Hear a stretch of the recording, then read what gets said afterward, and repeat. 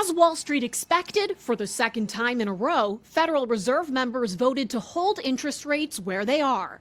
Good afternoon, everyone. The cost of borrowing money has skyrocketed since the Fed started raising rates in March of last year. Economist Rachel Saderberg.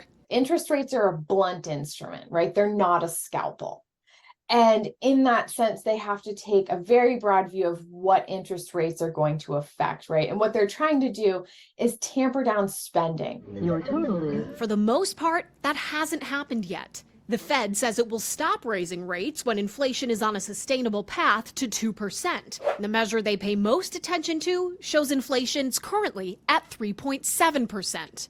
High interest rates also impacting government debt. According to the Committee for a Responsible Federal Budget, interest is now the fourth largest expense in the federal budget behind Social Security, Medicare, and defense.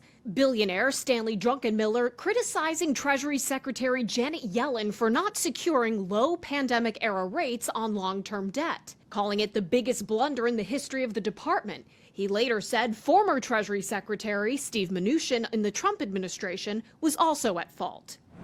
Saderberg says while hindsight is 20/20, the Treasury was just one part of the equation. Congress and the Fed's policies also brought us to this moment. It's all working together in one bigger picture.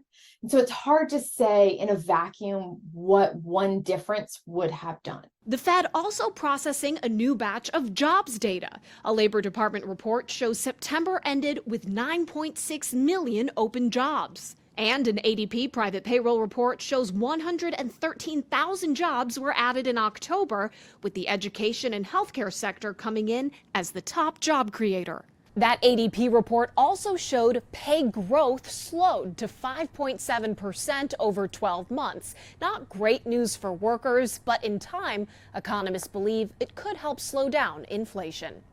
In Washington, I'm Atrell Nashar.